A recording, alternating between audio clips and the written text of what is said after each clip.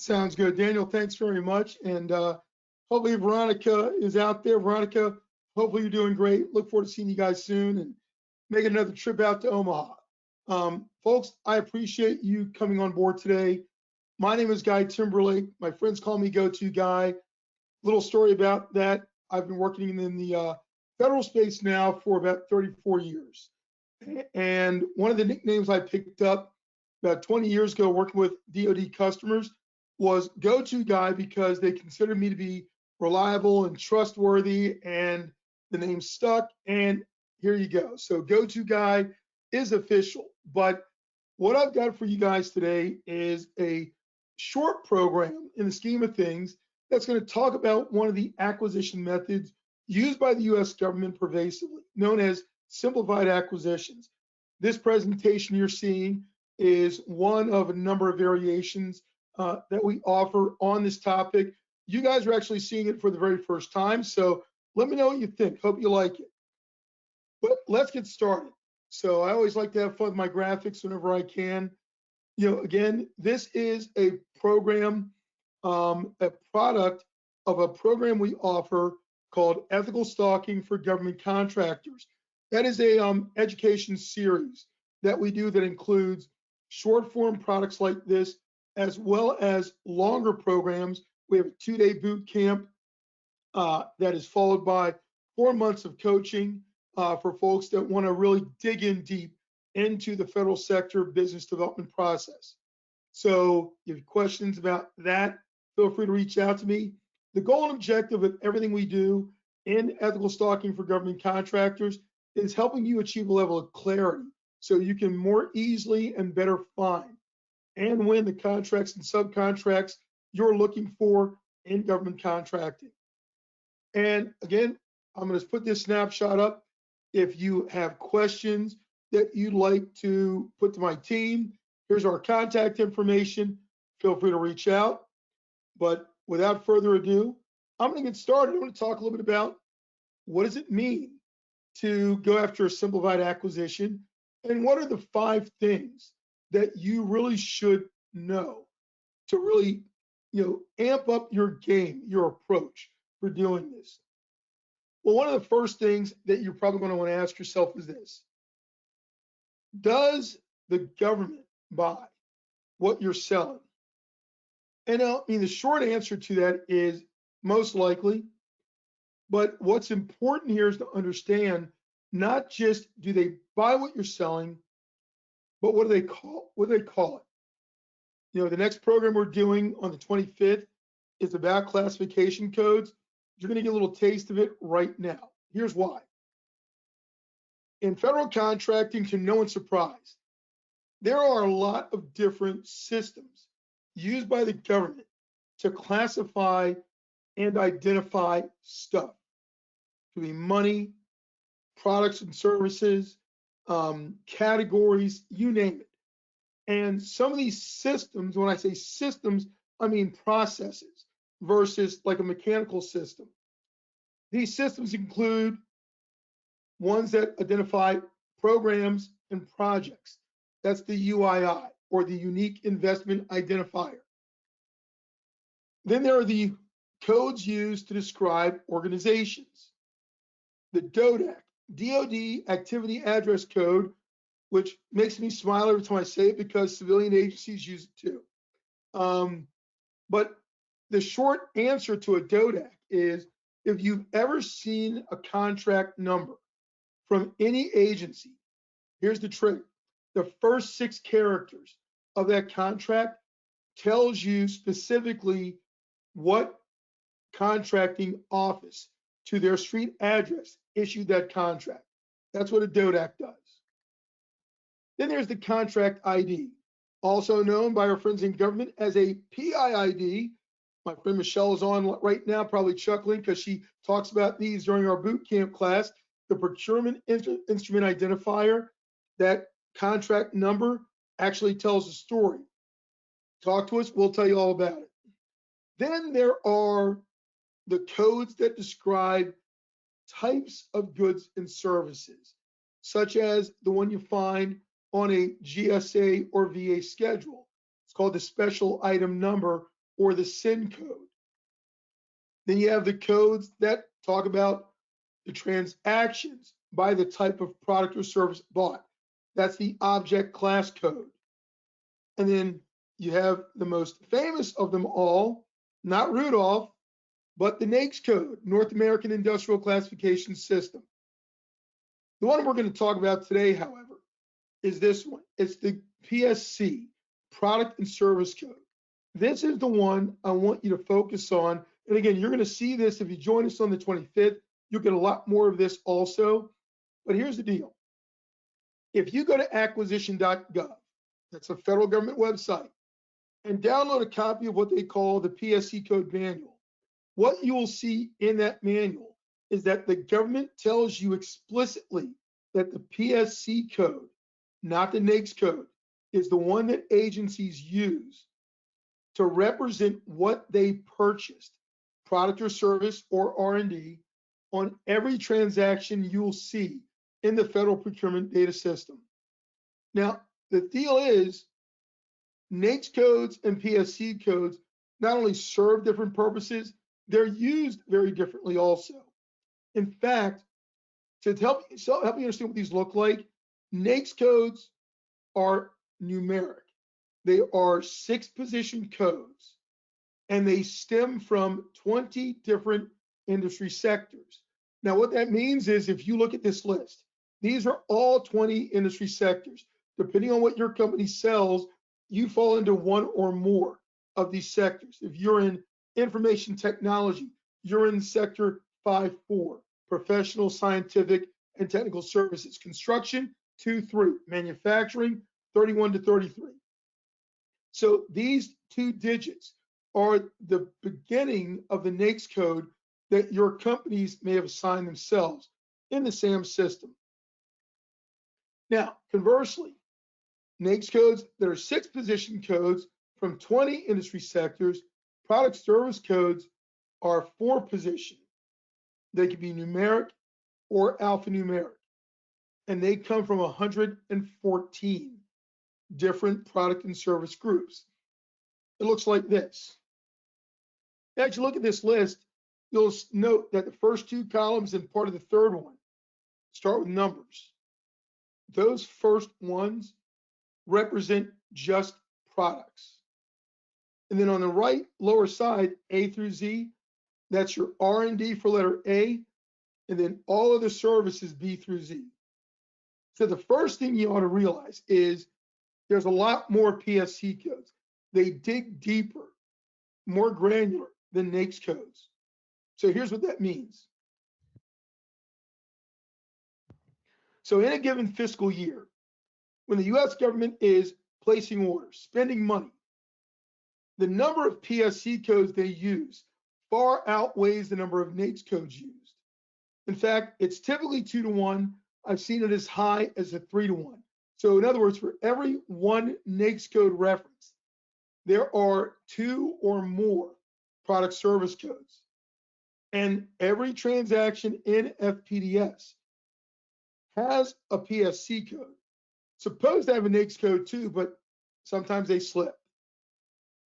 And the deal is, if you're using NAICS code for market research, what you're going to see by using that NAICS code is only what they purchased by PSC code under that NAICS code. Think about that for a second.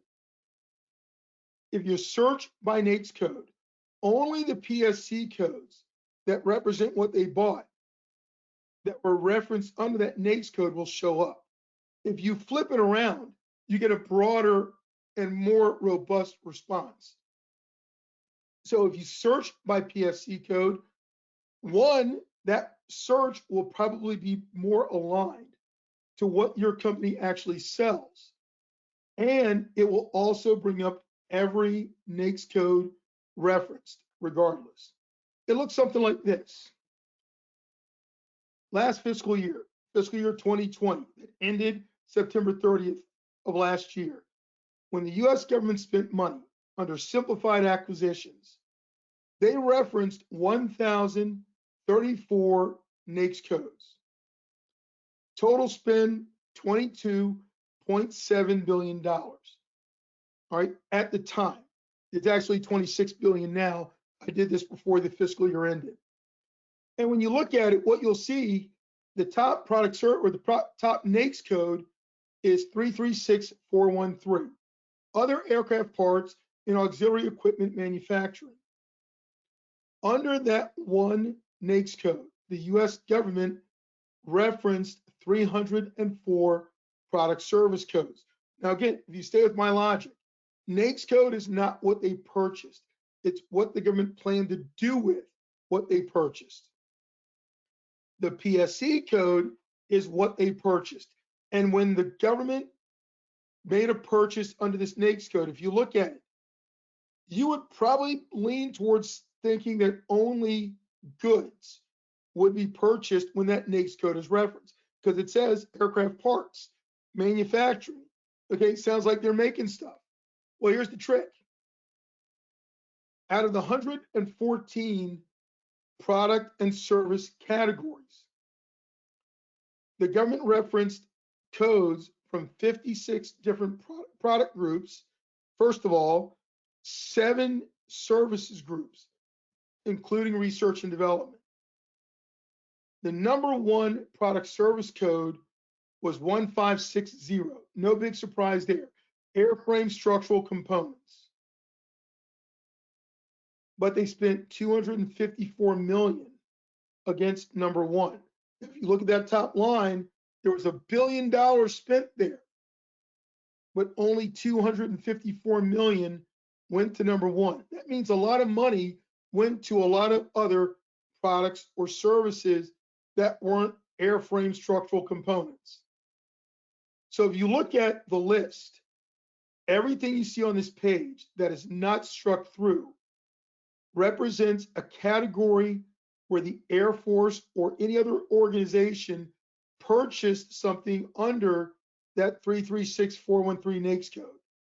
Look at this: construction, valves, lighting fixtures, hand tools, non-metallic fabricated materials, research and development, modification of equipment, maintenance, repair, rebuilding of equipment. So it's not just a one-way thing. It's not just a product or a service. It can be anything they need that gets them to their goal. So going further, when you flip it around and look at the number of PSC codes, there were 1,034 NAICS codes referenced. There were 2,161 product service codes referenced. When you look right here, 1560, that was the number one referenced PSC code for the number one NAICS code. This was referenced against 35 different NAICS codes. So if you had been looking, let's say your company sold aircraft materials and components, and you were solely focused on NAICS code 336413. Well, here's the deal. That means you missed everything that was being purchased under these other NAICS codes that you probably weren't tracking. When you go up here, for example, if you're a services organization, specifically IT, 541512 is more your style. That was the number 2 NAICS code referenced. There were 134 product service codes there. Now, this NAICS code says computer system design services. Okay, so logically, I'm thinking, okay, this is going to be strictly services.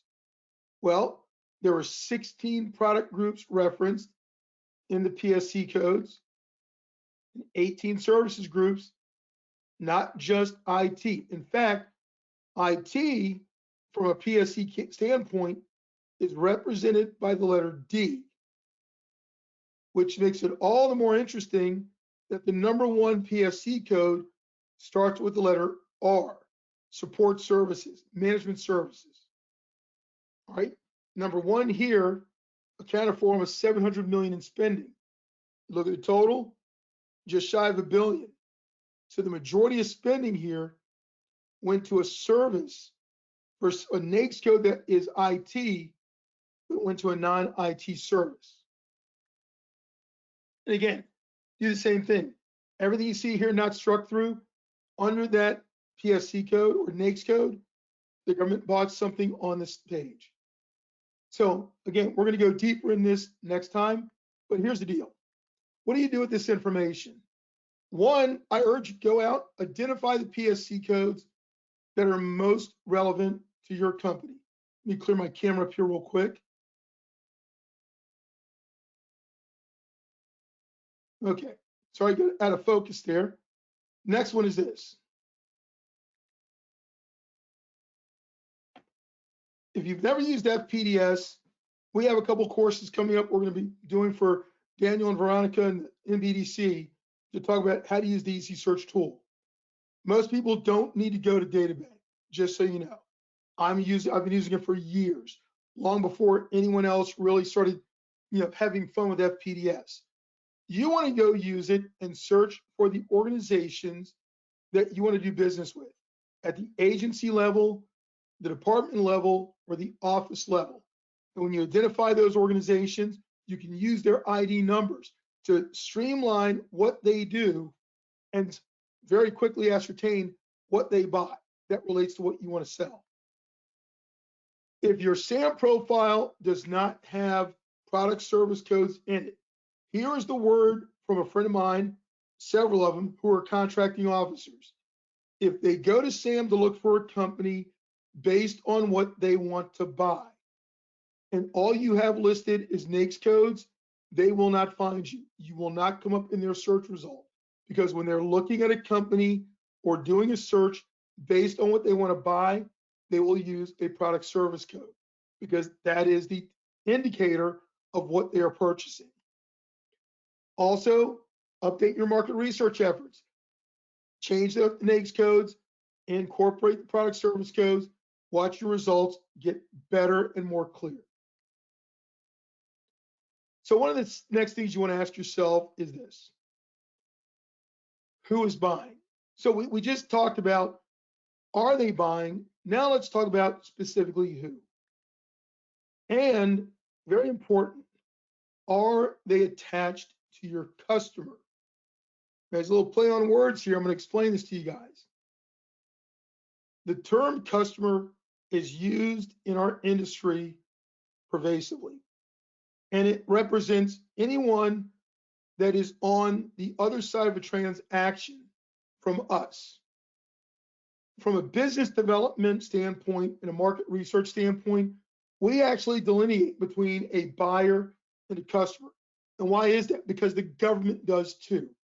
A buyer can be a customer, and a customer can sometimes be a buyer. Think micro purchase, all the P cards out there. But a customer, unless they have a warrant from the US government, cannot sign a contract. Only a buyer can do that. And so part of this is understanding whose role is what. What do they do? And you attune your conversation based on who you're speaking with. And so when you start doing market research and start looking at the different organizations, you'll note that there are two distinct types. There are contracting organizations, which is where the contracting officers, contract specialists, corps, and so forth, this is where they live. The sole purpose, the sole mission of a contracting organization is to issue and administer agreements and contracts. That's it. They don't make any decisions about what gets purchased, what color it is, how many we get. They simply make the best decision for their customer on how to acquire it. On the flip side, now you have the customer. These are the funding organizations. These are the groups that show up in FPDS as a funding organization, which is the organization that not only paid for that transaction, they sent the money so that somebody could get paid. They probably are the one that submitted the purchase request. You might even have a program manager in that organization. These are the people that you need to identify, because you need to have a different conversation with them than you do with a buyer. And by policy and by classification code, these organizations are different. Again, buyers don't do the things that customers do. Customers cannot do the things that buyers do. And so when you go in and do market research to see what this looks like, and we look at fiscal year 2020, again, year to date, at the time with $23 billion obligated under simplified acquisitions, 69 departments, that's the top level, HHS, DHS, DOD, could have been Smithsonian, FCC, SEC, top level organization. 69 departments had issued and administered agreements and contracts under simplified acquisitions. Conversely, 85 funding organizations, 85 customer organizations at the department level were on record putting money and PRs up to make this happen. If we go down one level to the agency level and look at how many agencies within these departments were involved, we see that there were 162. So now we're no longer at the cabinet level. We're one level down. Instead of HHS, it's Food and Drug Administration. Instead of DHS, it's Border Patrol. And instead of DOD, it's now DISA. On the customer side, 270. Now buckle your seatbelt, folks, because this next one gets gets big. You go to the office level. This is the ground level street address office where the contracting officers live. And in fiscal year 2020, when the US government spent money under a simplified acquisition, there were 2,342 contracting offices based on their unique identifier on the award documents.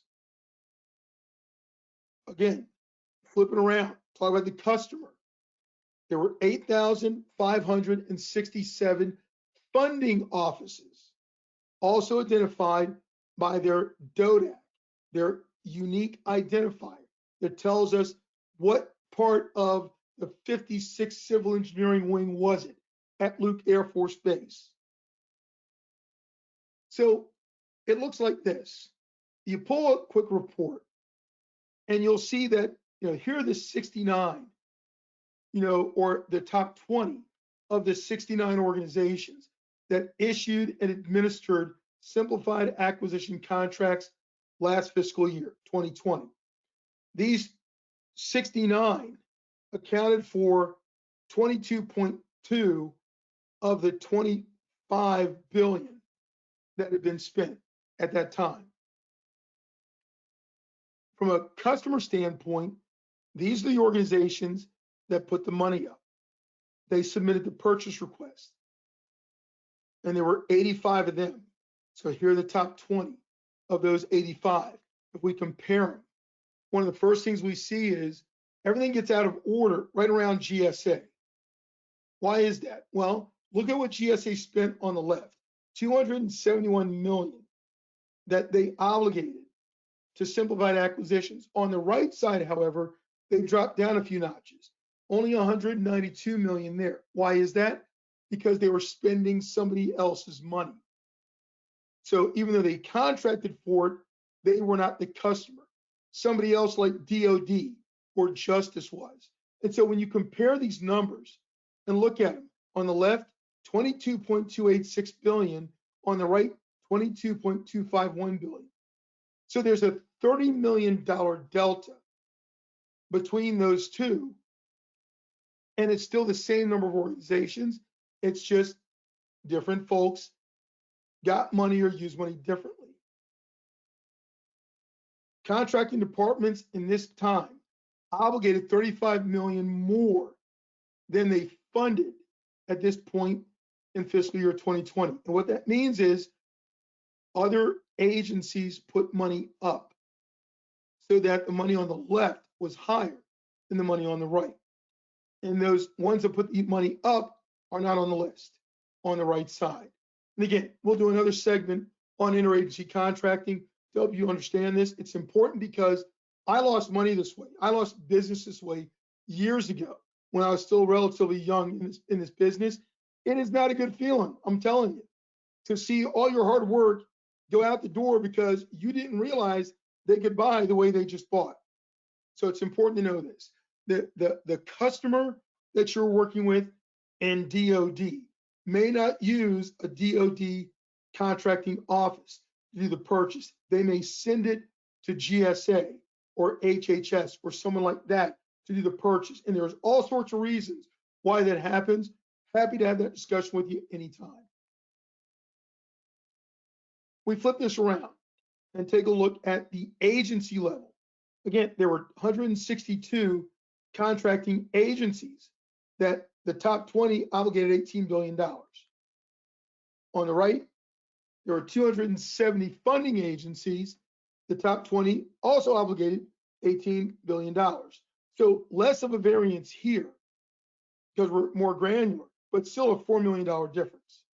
And if you pay attention to it and look on the left side here where the GSA Federal Acquisition Service is last on the list for contracting, on the right side, they're not there. They don't exist. All right, they did not put up the money that they spent on that left side. Conversely, if you look at DHA, Defense Health Agency, they're not on the list on the left. That's because they sent their money to another agency to do their purchases for them. And that's how you can explain why these lists look different. So here's what you want to do next. Based on what you sell, determine which relationship, buyer or customer, is most important to you. If you sell widgets, you sell, computers, IBM, Dell, whatever, people are going to buy those brands. And there's less decision making that goes into what I want to buy. So you can probably focus on the buyer. Find every buyer that buys that product and hound them. But if you're selling a service, especially when it's sophisticated, coaching, systems engineering, things like this, you probably want to have some more front-end knowledge and relationship. You want to focus on the customer and try to, bridge the gap there, because that'll make you stronger when it comes time to write a response to an RFP or RFQ. Use the IDs to refine your searches. They're there for a reason. We'll show you how to get that information. It's important to understand what you're looking at. And again, update your market research efforts. You don't need to work with everyone, just those that are going to buy what you sell from you. By the way, if you've ever been in the FPDS system, specifically in a system, part of the system called the CAR, this is how you identify those contracting versus funding organizations. And this is an example of interagency contracting. So if you look right here on this line, on the left side, you'll see that 47Q FMA, that is the DODAC for the GSA Federal Acquisition Service Assisted Acquisition Service in Region 3.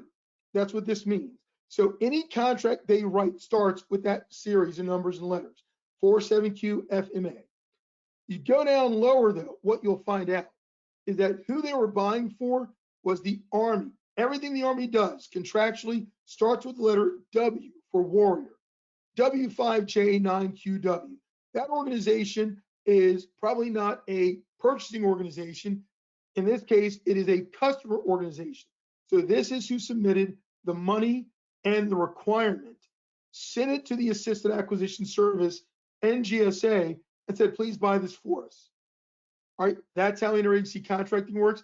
Those numbers right there I'm showing you, you can take the agency ID or the office ID and do a search on them in FPDS, and it will show you the world, uniquely, specifically for that organization. So now let's talk a little bit about if you're positioned to sell to these customers. Well, what that means is this. How do they buy? Do they buy against the GSA schedule? Do they buy against an IDIQ, government-wide contract, whatever it is, and can they get to you? So one of the first things you want to do is this. Simplified acquisitions topic of our discussion today are buys made by agencies when they invoke what is called FAR Part 13. That is the Simplified Acquisition Procedures. These are streamlined purchases for a wide range of goods and services, and they can happen quickly. 30 days, even less sometimes. So when you look at the different elements of the FAR, when you look at a RFP or an RFQ, somewhere in there, you're going to see language that jumps out that says, this competition will be conducted in accordance with the terms of FAR subpart 8.4, which relates to the GSA and VA schedules, or FAR Part 13, which is simplified acquisitions, or it's going to be a FAR Part 15 buy, contracting by negotiation. You want to look for these because, whenever you see FAR Part 6, for example, they're telling you this is a fair opportunity contract that's going to be awarded, which means that if it's an order against it and you're not already a contract holder, you can't play there. But if it's the formation of a fair opportunity contract, then that's your door in to go after one of those. So here's what you want to know about simplified acquisitions. These are buys that came online in 1994. The U.S. government passed a law called FASA, Federal Acquisition Streamline Act. I was 6 years into government contracting at that point. And simplified acquisitions specifically are buys made for small business concerns. They are reserved, not set aside, reserved. Set aside comes in a second. Normally when the government buys this way, they are using what is called a combined synopsis solicitation. What that means is instead of doing a synopsis and saying, hey, how's it going? Your favorite government agency here. We probably need to buy this stuff. So we're just letting you know it's probably coming, but stand by for 15 days. We'll get back to you. And then 15 days later, they come back and they issue a solicitation. When they want to get something done quick, fast, in a hurry, they combine it. They issue the synopsis with the solicitation. They don't have to wait 15 days. Boom, there we go. Let's get to it. So anytime you see combined synopsis solicitation, let it be the thing that tells you this organization is in a hurry. They want to move quickly.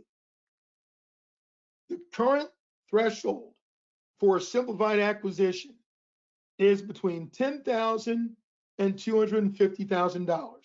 Anything below $10,000 paid for with a GSA Smart Pay card is a micro purchase. Simplified acquisitions are the next level up.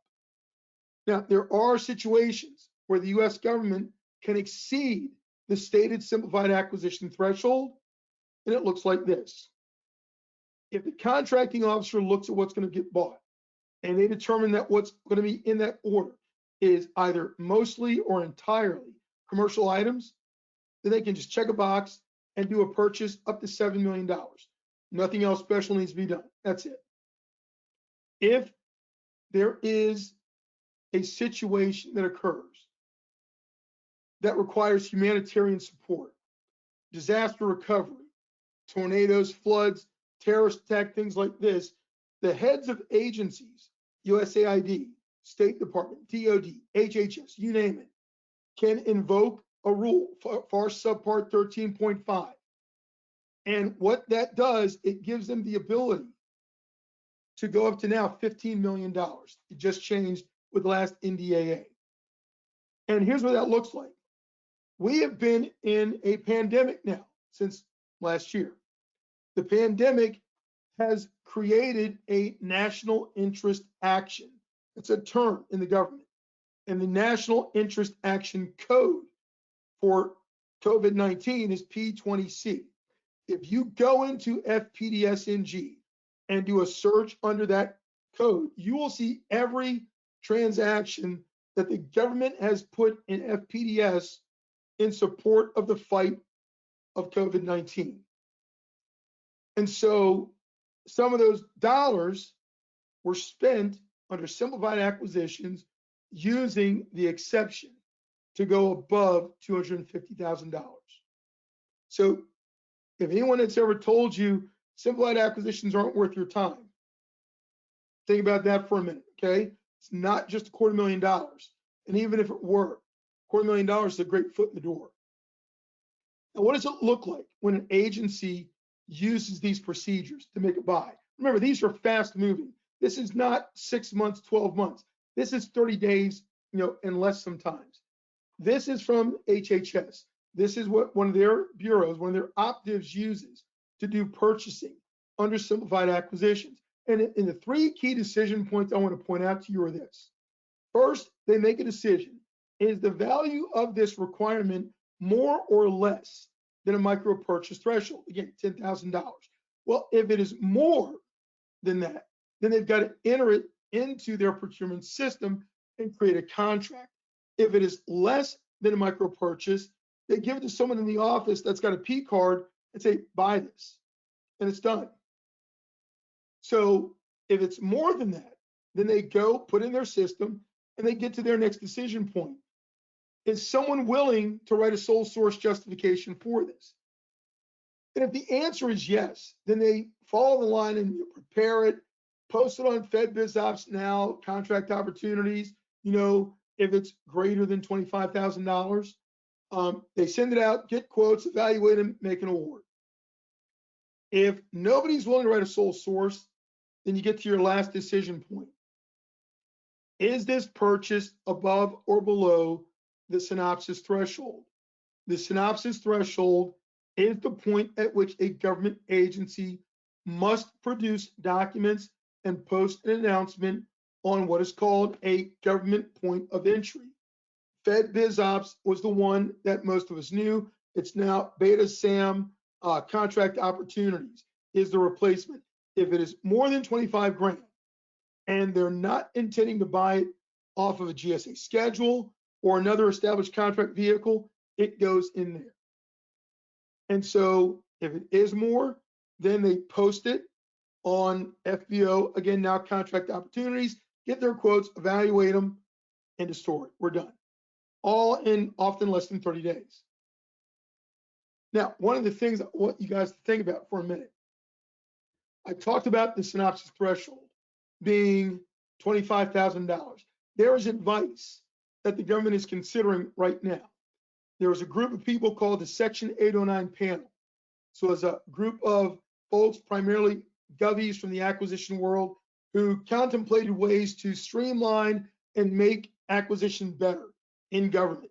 And one of the recommendations they came up with was to increase that threshold to $75,000. Now, let me explain what that means to you. If you are a small business, what it means is the government doesn't have to put these out on FedBizOps Now contract opportunities, which increases the stakes for you to have a relationship with a buyer and or a customer. Because if that number in the block the arrow is pointing to changes to 75,000, look what it says when the answer is no. So if the purchase value is below $75,000, if they invoke this change, their advice would then be go to 3 small vendors. Send an email, phone call, smoke signals, whatever you got to do to get their attention and say, can you give me a price for this?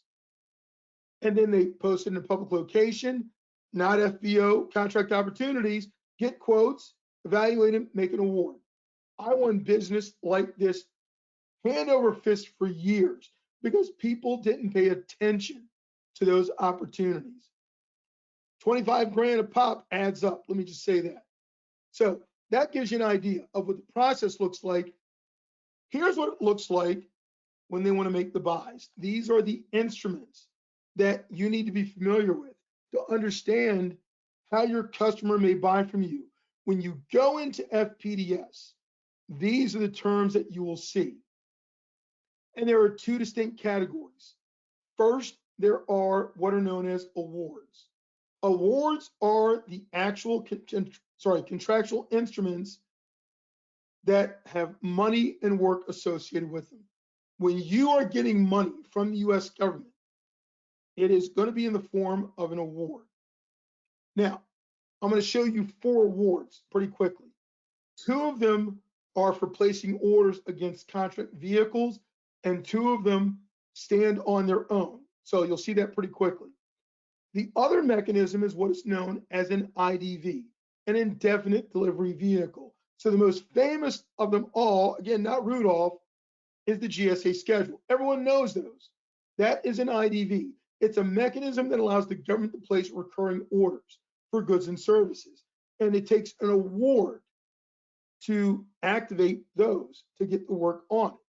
And so when you're looking in FPDS and doing your market research, the things you're going to see are instruments called a BOA, or a BPA or FSS. Now, BOAs and BPAs are agreements. BOAs, I've never held one of those. I've had every other contract type on here other than a BOA. But I'm going to show you how much they all account for. In the real world, let me just say, BOAs account for tens of billions of dollars. Okay, so it's not like forget about it, because it could be relevant for you. BPAs are extremely popular and growing year over year. FSS is the Federal Supply Schedule, not just the GSA schedule, also the VA schedule for medical people, medical supplies, medical services. GSA delegated authority of the medical schedules to VA. That's who manages it. GWACs, you guys have heard this term before. If not, let me explain to you what it is and what it is not. It is an IT-specific contract vehicle, multiple award, and government-wide that can only be issued by 3 agencies: GSA, NASA, and NIH. The Navy Seaport contract is not a GWAC because it's not exclusively IT, and DoD doesn't have GWAC authority. The GSA OASIS contract, GSA HCATS contract are not GWACs. They are multiple award, government-wide, indefinite delivery, indefinite quantity contracts. It's a mouthful, but I'm making a point here.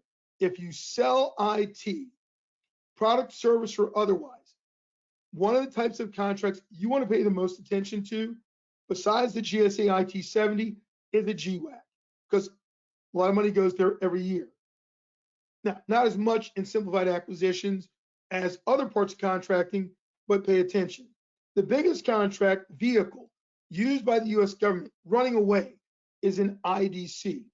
Most people don't know what that is, so we spell it out. It's actually 3 types of contracts. It's an IDIQ, indefinite delivery, indefinite quantity, and IDDQ, indefinite delivery, definite quantity, and then an IDR, indefinite delivery requirements. Only the person that signs the contracts for your company needs to understand the differences, because that's essentially what you're signing up for. You're agreeing to certain things with the government. These are agency-specific vehicles. Every agency can issue these. They can be single award or multiple award, whereas GSA schedules, VA schedules, and GWACs are full-time multiple award. All the others up here so far can be either or. Now that all changes when we get down here to what I call the standalone contracts. The standalone contracts, like a definitive contract, is not an order against the contract vehicle. It is a contract all on its own. It doesn't need permission from someone to say, can I order this against you? No, I'm your order. Give me the money. Let's get the work out. We're going to get going. All right. Same thing with a purchase order, which, by the way, is the #1 mechanism used when the US government spends money under simplified acquisitions. It's not a contract vehicle. It is an order. And when it looks like when the government spends money this way is like this. They spend about $1 billion each year on BOAs, about $4.5 billion on BPAs, nothing on schedules, because schedules are FAR Part 8.4 and not FAR Part 13. So the money you see attributed here is actually tied to a blanket purchase agreement that was created using a GSA schedule. GWACs really don't get a whole lot in this area. Indefinite delivery contracts definitely get a lot, and so do definitive contracts. But again, the biggest one running away is a purchase order. The lowly Rodney Dangerfield of contract instruments is the biggest one, hands down. So the moral of the story here is, 1, go verify how your customer or how the buyer is going to purchase it. All the information I'm showing you right now I pulled from FPDS. It's that simple. What the hard part is understanding what it means. That's why we teach companies this stuff so they can understand what they're looking at and how to use the information. Confirm which award instruments are being used to buy what you sell by the customers you want to do business with. For standalone contracts, you need to understand where in the development of that requirement for your customer do you need to be engaged to maximize your opportunity. For multiple award vehicles, if you have one, same thing as the previous statement.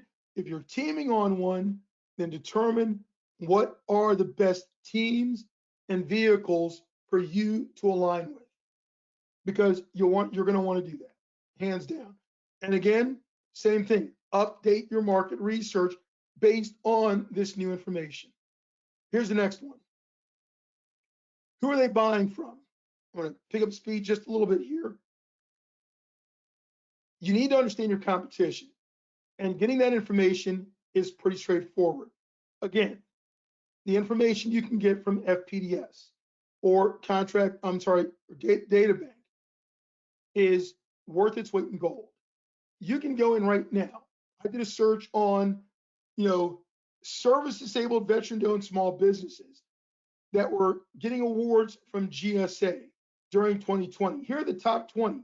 So $20.5 million, to 136 companies, actually to the top 20 of those companies. Is that a bad deal? So basically it's an average of $1 million here for every company on this page.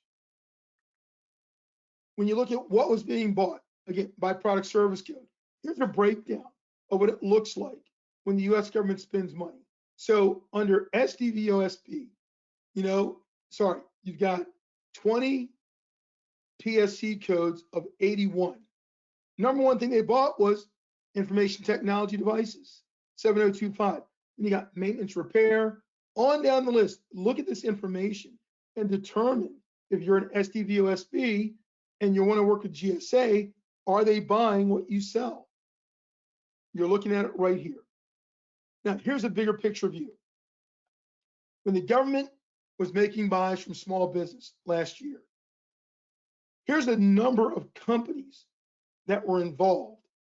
And I've given you this snapshot of the set-asides because although they're important in contracting in general, they're less important in simplified acquisitions. The reason why is the biggest number on the page right here, $5 billion, there was no set-aside used, but it still went to a small business. All right, pay attention to that. So there were 53,736 small businesses who had gotten a piece of the rock when I did this research initially late last year. 8 of those companies got 50 million or more. The number one company was currently at 523 million. Mind you, this is a small business. And then I've broken down between 10 and 50 million, 130 companies, all the way down to between 10K and 25K, 9,403 companies. Now, why did I count the zeros down there? Because it's important. Because it wasn't really a zero. It was net dollars, which means they had a contract, they had money, but somehow it got deobligated. Maybe the contract got canceled, they couldn't provide the services or the goods, but there's another 9,000 companies out there who also had some activity going. But this is the kind of information, again, you can pull in a matter of minutes from the FPDS system to help you understand exactly what's going on. When you look at it from a service-disabled veteran-owned small business standpoint, again, small business, SDVOSB, again, there's a set-asides. There are 3,800 SDVOSBs who participated in simplified acquisitions last year. 11 of those companies at 20 million or more. Number one booked 50 at the time, and then the breakdown the rest of the way. So just giving you an idea what the possibilities are and how this money is coming out, goods, services, and R&D.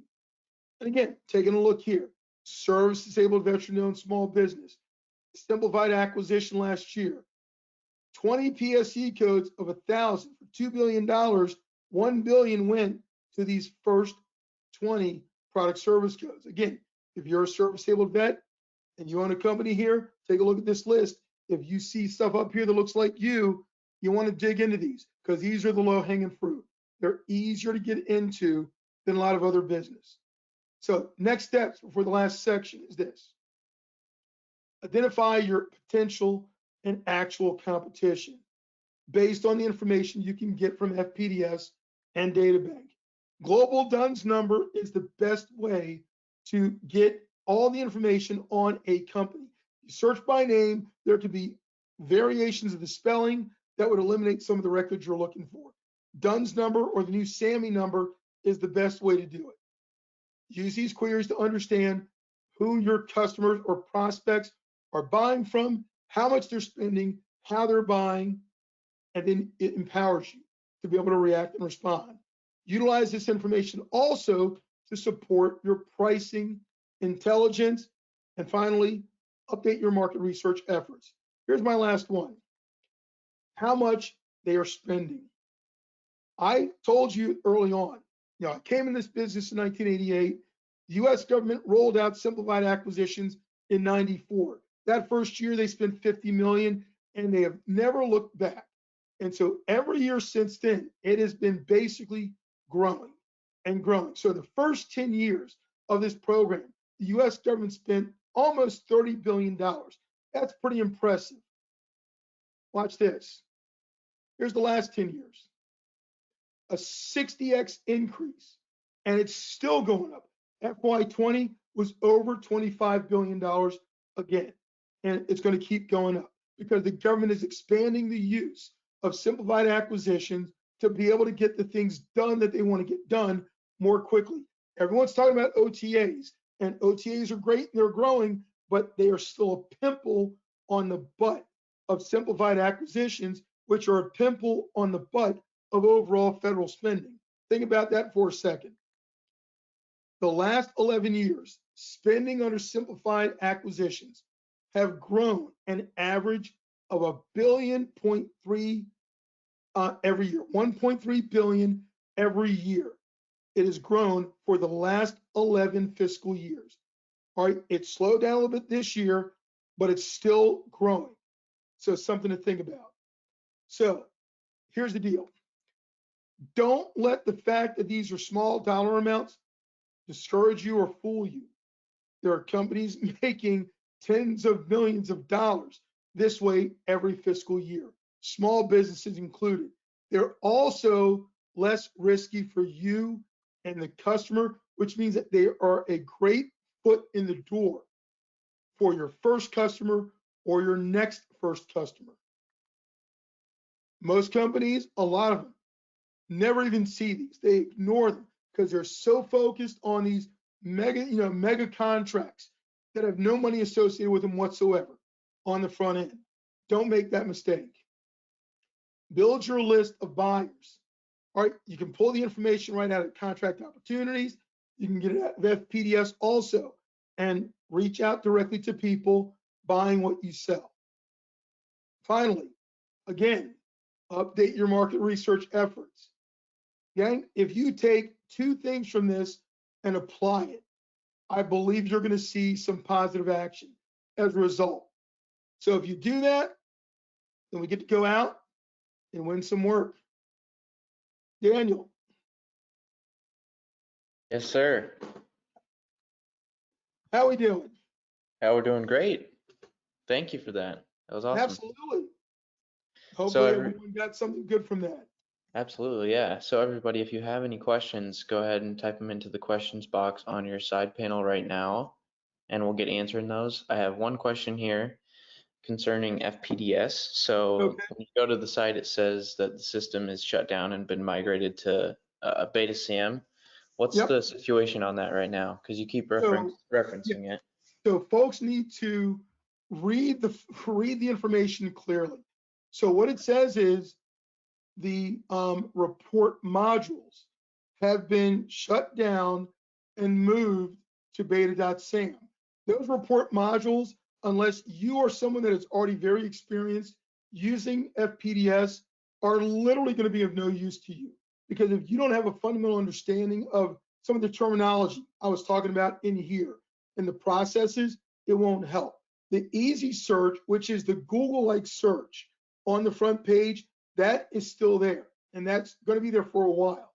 That system is where almost all the information in this presentation came from. Yeah, I use all of them because I've been using them for 15 years. And I use the ad hoc and the other reports a lot for very specific targeted searches. But for most companies, all they need to know is generally who's buying, what are they spending, who are they buying from? And you can get that in a matter of minutes from Easy Search. Okay, cool. Good to know. Thank you for Absolutely. clarifying that. We don't have any questions yet, but as I said, type them into the panel if you got them. You did such a good job there, Guy. I guess you got no questions. Just as a reminder. All the questions are coming in about 2 hours is what's going to happen. Just as a reminder to everyone, we did record the event, so if you wanted to rehash some of the information, just send me an email and I'll send you a link to the video later today.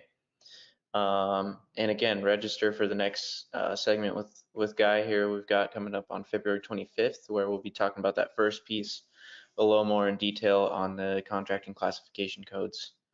And I believe you're doing an FPDS one soon after that, correct? So we can. Yep, we're actually going to have two sessions, and my partner Michelle Bull will actually be leading those segments. Something we do in our boot camp on a regular basis. We're going to take folks through the Easy Search tool and show them exactly what's in there and how to use it, so that they can go in and literally during that session they will be able to emulate what Michelle shows them and go execute reports in the system just like that. Nice. Cool. We'll have information out about that, those events coming up. A couple questions that just came in here. They're asking, can they have the PowerPoint as well, Guy? Just a PDF. Or just the video? Yep. Just a PDF. Okay. Yeah. I think I sent that to you. Did I? I believe so. I'll go back through my email. But if not, let me know. I'll get you the link for the download. But yeah, they can get the okay. PDF. Yes. Okay. Cool. I'll send the PDF to everybody here after the event today. Next question is, in the boot camp, do you help with the legal wording to educate a contracting officer on using SAP instead of, and then there's a question mark. Oh, instead of an RFP. So those are two different things. So an RFP is the solicitation method that a contracting office may use to request a response from industry. RFP is one, RFQ is the other one. So just understand that those are different SAP. A simplified acquisition typically happens from an RFQ, request for quote, versus RFP, but the government can use either solicitation method for almost any kind of buy they want to do. So it's not that you want to talk about. The other part is you don't want to try to educate a contracting officer on using SAP. Here's why. This is a cultural thing. So if they're already doing it, they're going to do it. And if you're working with a contracting officer that does not do it, then you're probably talking to the wrong person. There's probably 3 other people in that office that actually do the buy. So that's the first thing you want to understand. But the other part is, unless somebody on here is a registered lobbyist, none of you wants to be in the business of trying to convince a contracting officer to go a certain way. They've been trained, they are locked and loaded on how they're going to get things done. You're not going to interrupt their mojo. And so if that's not how they buy, then either adapt to how they buy and go after the opportunity or move on to another customer. But I've had that question for years and years. Now, we've helped customers get to simplified acquisitions, and this is the difference. I'm never going to try to convince a contracting officer to buy a certain way, but I will convince a customer to send the requirement to an office that will use a simplified acquisition. We do that all the time. So again, if you're talking to the end user customer, someone on the funding side, you can do that. On the contracting officer side, don't waste your time. I got a follow up on the easy search. Would you be able to Sure. clarify just quickly on how to get into the easy search tool to use it? Do you just type in the Uh, box what you're looking for to get started and then you go yeah, from there? absolutely. Okay. Go to fpds.gov, clear the box, put in your whatever element you want to have searched on, and go. Yeah, and so the course we're going to bring will show you what to do next. It'll show you how to filter it and sort it and put in all the different variables to actually get the result you're looking for. But the easy search, there's no point of logging in to FPDS any longer. There's nothing to see there once you're logged in. FPDS or the easy search has always been free, available without logging in, and continues that way. So when you go there, just start typing away and go. Okay, cool. Yep. Last question I have here so far is there a format or area to research or find micro purchases when available? So right now the answer is no. And here's why. So micro purchases are not reported to FPDS. They are below the threshold for being reported to that system. And because they are also, in most cases, not executed by a contracting officer, but by a person in a operational office in the government. They could be a director, admin assistant, whatever.